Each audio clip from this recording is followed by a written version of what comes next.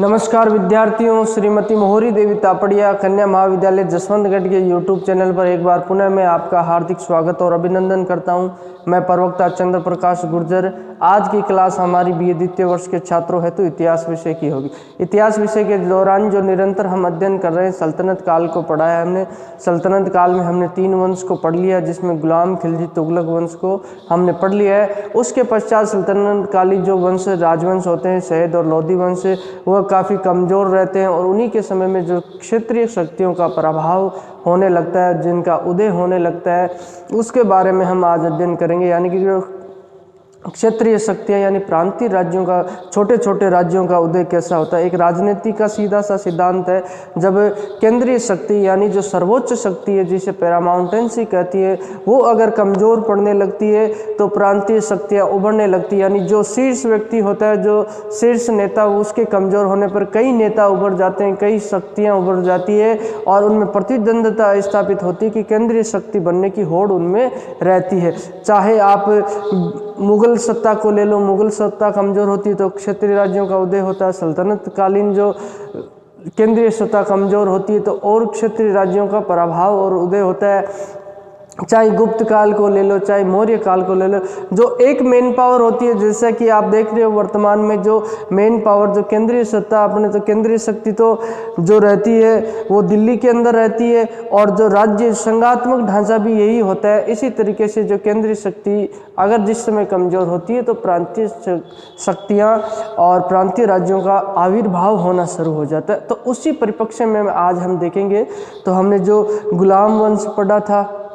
1206 ईस्वी से लेकर जो बात करते 1290 ईस्वी तक रहता है, जिसमें कई शासक होते हैं। उसके पश्चात जो खिलजी वंश आता है, खिलजी वंश है जो 1290 से ईस्वी से लेकर 1320 ईस्वी तक रहता है। और उसके पश्चात जो तुगलक वंश आता है वो 1320 ईस्वी से लेकर 1414 ईस्वी तक रहता है। जब तुगलक वंश में जो फिरोज शाह तुगलक की मृत्यु हो जाती है 1388 ईस्वी में, तो उसके पश्चात के जो परवर्ती तुगलक शासक होते हैं वह काफ़ी निर्बल और कमज़ोर होते हैं। उन्हीं के समय में जो केंद्रीय शक्ति का ह्रास होता है, फिरोज शाह तुगलक के समय भी होने लगता है। तो धीरे धीरे वो उन परवर्ती शासकों में जो उत्तराधिकारी तुगलक शासक होते हैं वो कमज़ोर होती जाती है और नए राज्य उभरने का अवसर मिलता है। नई क्षेत्रीय शक्तियाँ और प्रांतीय राज्य उभर कर सामने आते हैं और उनके द्वारा प्रतिद्वंद्विता की जाती है केंद्रीय शक्ति बनने की। उसी परिप्रेक्ष्य में हम आज बात करेंगे। तो उसी दौरान जो बाबर ने, जब 1526 ईस्वी में बाबर भारत आता है और उसकी आत्मकथा तजुक ए बाबरी उसके द्वारा लिखी जाती है, उसी में उसके द्वारा भारत की तत्कालीन परिस्थितियों का भी जो जिक्र किया जाता है। तो उसमें उसने जो 5 जो मुस्लिम राज्य, बड़े राज्य बताए और 2 हिंदू बड़े राज्य बताए और बाकी अनेकों छोटे छोटे प्रांतीय राज्य बताए गए, जहाँ पे राजा और रावों के द्वारा शासन किया जाता था और वो ऊंची ऊंची पहाड़ियों पर, किलों पर रहते थे। ये जिक्र उसके द्वारा किया गया है। बात करते हैं उसी समय जो केंद्रीय शक्ति जो का ह्रास होता है, तो उसी समय जो तुगलक वंश के समापन के पश्चात जो बंगाल का राज्य है, चाहे गुजरात है, ये प्रांतीय शक्तियों के रूप में उभरने लगते हैं। मालवा है, खानदेश है जो दक्षिण भारत में है कर्नाटक की तरफ, पंजाब है, कश्मीर है, सिंध जो पाकिस्तान का क्षेत्र था, उसी समय तो पाकिस्तान भारत का ही भाग था, मुल्तान है जो अपने पंजाब और अफ़गानिस्तान की तरफ था, मेवाड़ है, मारवाड़ है, उड़ीसा है, कामरूप, ये जो प्रांतीय राज्य मुख्य रूप से उभर कर सामने आते हैं और कई छोटे छोटे अधीनस्थ राजा इनके द्वारा यहाँ पे सूबेदारों का, राजाओं का, रावों का शासन रहता है। बाबर ने जो अपनी आत्मकथा तजुक ए बाबरी में जो उल्लेख किया है, उसमें जो 5 मुस्लिम शासक बताए उनके बारे में अगर बात की जाए तो दिल्ली में जो लोधी वंश के शासक थे, उसी समय गुजरात में, मालवा में और बंगाल में बहमनी राज्य, इन 5 राज्यों में किसका राज्य था? इसमें मुसलमान शासक राज्य कर रहे थे और मेवाड़ में जो राणा सांगा और विजयनगर है, ये जो दक्षिण भारत में स्थित राज्य, यहाँ पर 2 हिंदू शासक शासन कर रहे। इनकी सेनाएं काफ़ी भारी भरकम थी और इनके अधीनस्थ कई राजा शासन करते थे। तो इन्होंने जो बाबर के द्वारा 5 जो मुस्लिम राज्य जो मुस्लिम राज्य उसके द्वारा बताए गए, और 2 हिंदू राज्य जिन्हें उन्होंने काफिर भी कहा था, काफिर शासक, और 5 को मुस्लिम शासक कहा था। तो उसी के अनुसार अब हम जो परवर्ती जो तुगलक शासक है उनकी समाप्ति के पश्चात 1414 ईस्वी में, हालांकि उनसे पहले ही जो क्षेत्रीय राज्यों का उदय होना शुरू हो जाता है, उसके बारे में अध्ययन करेंगे। और आज मुख्यतः हम जो बंगाल का प्रांतीय राज्य है उसके बारे में अध्ययन करेंगे, उसकी शुरुआत। तो पहले हमको ये जानना जरूरी होगा कि बंगाल है कहाँ पे, और उस समय में बंगाल में कौन सा भाग था, कौन सा क्षेत्र आता था, और वर्तमान समय का जो कौन से राज्य बंगाल के अंग थे। तो बंगाल की बात करते हैं तो भारत के पूर्व में स्थित है कौन? बंगाल। ये बंगाल पूर्व में स्थित बंगाल है, और भारत की उत्तर दिशा जहाँ पे जम्मू कश्मीर है, उत्तरी दिशा, और दक्षिणी दिशा है जहाँ समुद्र है, और ये पश्चिमी दिशा, यहाँ भी गुजरात का क्षेत्र समुद्र है, और ये अपने पाकिस्तान की सीमाएं, यहाँ तक जो पाकिस्तान का क्षेत्र लगता है ये सीमा पाकिस्तान की है, और यहीं पास में अफ़गानिस्तान है, ईरान है, ये क्षेत्र अपने आते हैं। तो तत्कालीन समय में बात की जाए तो यहाँ तक जो सल्तनतकालीन शासकों का, सुल्तानों का शासन रहता था। अब ये बंगाल की बात करते हैं, तो बंगाल में उसमें बात की जाए तो बिहार का भी कुछ क्षेत्र आता है, उत्तर प्रदेश का भी कुछ क्षेत्र आता है, उत्तराखंड का भी कुछ क्षेत्र आता है। बात की जाए तो वर्तमान पश्चिम बंगाल तो जो बंगाल है ही है, साथ में जो बांग्लादेश का क्षेत्र था, जो ढाका जिसकी राजधानी है, ये क्षेत्र भी कहाँ आता है? ये भी भारत में, जो भारत का उस समय का बंगाल था उसी में आता था। तो इस क्षेत्र पे ही सर्वाधिक शासकों की हमेशा नज़र रही है, चाहे अंग्रेज़ों को ले लो, चाहे मुग़लों को ले लो, चाहे आप सल्तनतकालीन शासकों को ले लो, क्योंकि ये क्षेत्र विशेष रूप से उपजाऊ क्षेत्र था, क्योंकि यहाँ पे जो उपजाऊ भूमि, सर्वाधिक मात्रा में नदियाँ यहाँ से काफ़ी निकलती थी, तो इस क्षेत्र से उत्पादन खूब होता था और राजस्व भी खूब प्राप्त होता था। ये एक बात रहती है कि ये जो दिल्ली की, जहाँ केंद्रीय सत्ता की बात करें तो वो दिल्ली में स्थापित रहती है, और इस केंद्रीय सत्ता से इसके बीच में काफ़ी दूरी रहती है, और यहाँ जो केंद्रीय शासकों के लिए हमेशा के लिए ये समस्या रहती है, बंगाल का राज्य जो समस्या रहता है, क्योंकि यहाँ जो केंद्रीय शक्ति से काफ़ी दूर होता है और इस पर नियंत्रण करना काफ़ी जो कष्टप्रद रहता है, और समय समय पर यहाँ के शासकों द्वारा या सूबेदारों के द्वारा अवसर पाकर जो केंद्रीय सत्ता से स्वतंत्र होने का प्रयास किया जाता और स्वायत्त शासन की स्थापना कर दी जाती है। और बंगाल की जो जनता के द्वारा भी उन शासकों का, जो केंद्रीय शासक के विरोध में जो यहाँ क्षेत्रीय शासक होते हैं,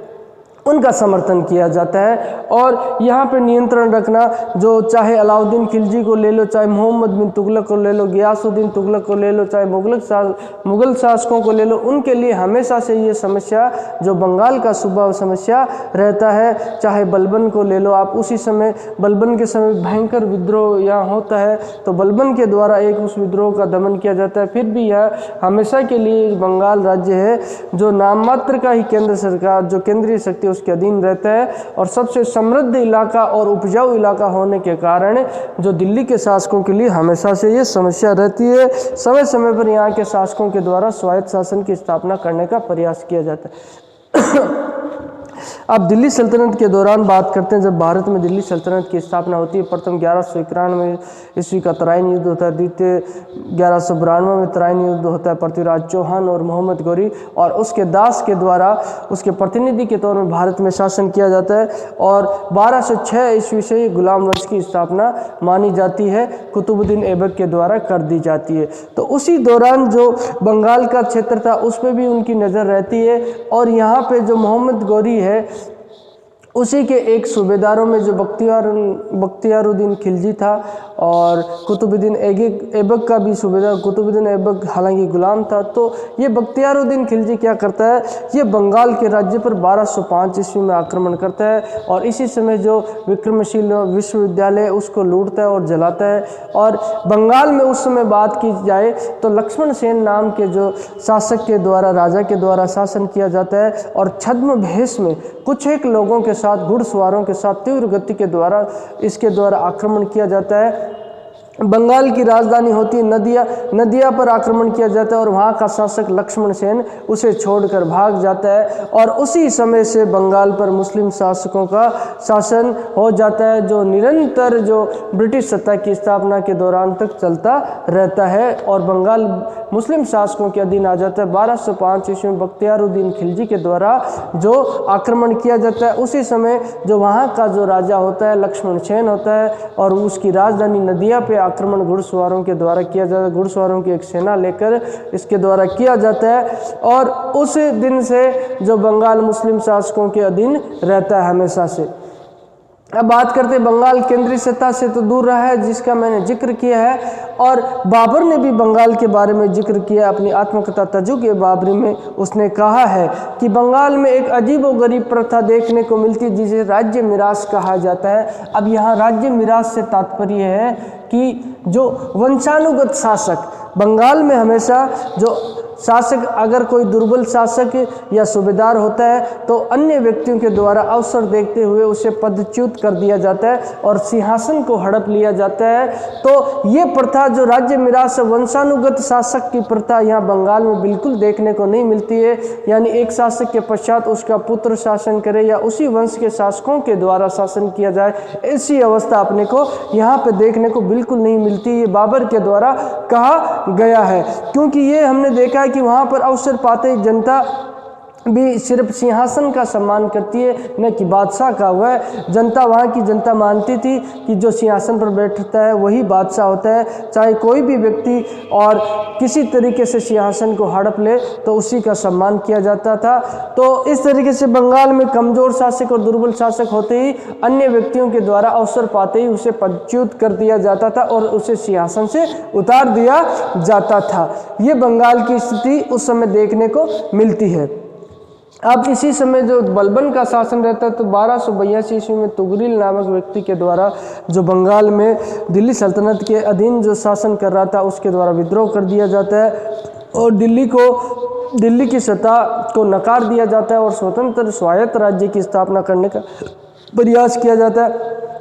उसी द्वारा इस तुगरिल के विद्रोह को बलबन के द्वारा बहुत बुरी तरीके से दमन कर दिया जाता है इस विद्रोह का, और दमन करने के पश्चात अपने पुत्र बुगरा खां को यहाँ का सूबेदार नियुक्त कर दिया जाता है बलबन के द्वारा, और उसे हिदायत दी जाती है कि अगर देख लेना, अगर दिल्ली के प्रति तुम्हारी वफादारी नहीं रही तो जिसके साथ तुगरिल के साथ जैसा व्यवहार किया गया वही व्यवहार तुम्हारे साथ दोहराया जा सकता है। लेकिन अंततः जब बलबन की मृत्यु हो जाती है, बलबन की मृत्यु होने के पश्चात बुगरा खां को आमंत्रित किया जाता है दिल्ली के सिंहासन के लिए, लेकिन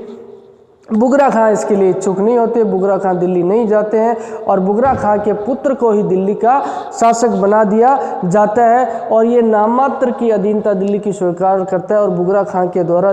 बंगाल में एक नए राजवंश की स्थापना कर दी जाती है और यहीं से बंगाल का सूबा है जो हमेशा से दिल्ली सल्तनत के लिए समस्या बना रहता है। और बुगरा खां केकुबाद की उम्र से जो बलबन के बाद शासन करते हैं तो इसके पश्चात बुगरा खां ने बंगाल को पुनः अलग ही कर दिया जाता है और दिल्ली से पूर्णतः स्वतंत्र होकर शासन इसके द्वारा किया जाता है। और दिल्ली सल्तनत के अंदर जो अलाउद्दीन खिलजी का शासन रहता है 1296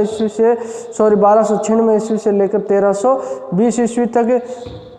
तो उसके दौरान भी बात करें तो अलाउद्दीन खिलजी के द्वारा बाकी प्रांतों पे काफ़ी जो आक्रमण किए जाते हैं, चाहे गुजरात हो, रणथंबोर हो, चित्तौड़ हो और मालवा, सिवाना, जालौर, यहाँ सैन्य अभियान किया, लेकिन बंगाल की तरफ अलाउद्दीन खिलजी के द्वारा भी ध्यान नहीं दिया जाता है। और उसी दौरान जो बंगाल का सूबा और स्वायत्त होता जाता है, बंगाल का सूबा दिल्ली से अलग हो जाता है। गियासुद्दीन तुगलक की बात की जाए तो गियासुद्दीन तुगलक के द्वारा कुछ बंगाल के सूबे पर नियंत्रण करने का बंगाल के राज्य पर प्रयास किया जाता है। और उसी समय आपको पता होगा जब हमने यहाँ गियासुद्दीन तुगलक के बारे में अध्ययन किया था तो गियासुद्दीन तुगलक है जो उसी समय जो दिल्ली से लौटता है तो यहाँ पे जो अमीर खुसरो है शेख निजामुद्दीन औलिया होते हैं जो दिल्ली के जो जामा मस्जिद के प्रमुख होते हैं उनके द्वारा ये कहा जाता है कि हनूज दिल्ली दूरस्थ थी, यानी जो गियासुद्दीन तुगलक के द्वारा। तो नासिरुद्दीन खुसरा उस वक्त दिल्ली पे शासन कर रहा था, उसके द्वारा जो धन बांटा गया था और निजामुद्दीन औलिया को दिया गया था, उसी परिप्रेक्ष्य में जब निजामुद्दीन औलिया को गियासुद्दीन तुगलक के द्वारा शासक बनने के पश्चात पुनः धन जमा कराने के लिए क्या बंगाल अभियान के दौरान ही उनके द्वारा कहा जाता है हनूज दिल्ली दूरस्थ, यानी दिल्ली अभी दूर है। और बंगाल अभियान से लौटते वक्त ही जो मोहम्मद बिन तुगलक पे जो ये आरोप पितृहंता का आरोप लगाया जाता है, और उसी दौरान जो लकड़ी के महल में जो गियासुद्दीन तुगलक और उसके पुत्र की नीचे दबकर मृत्यु हो जाती है। तो उसके समय एक विशेष जो बयान यहाँ देखने को मिलता है। उसके पश्चात के शासकों में जो अगर बात की जाए जो मुगल वंश की स्थापना तक ये जो अराजकता और अव्यवस्था अपने को बंगाल में देखने को मिलती है, पुनः केंद्रीय सत्ता के अधीन नहीं आता है। और मोहम्मद बिन तुगलक की मृत्यु से पूर्व ही ये बंगाल का सूबा है जो दिल्ली से स्वतंत्र हो जाता है और स्वायत्त राज्य के रूप में अस्तित्व में आता है। अब अपन कल इसके बारे में जो बंगाल के अधीन अन्य जो शासकों के द्वारा शासन किया गया है उस समय के दौरान जो मुगल वंश की स्थापना से पूर्व उनके बारे में अध्ययन करेंगे।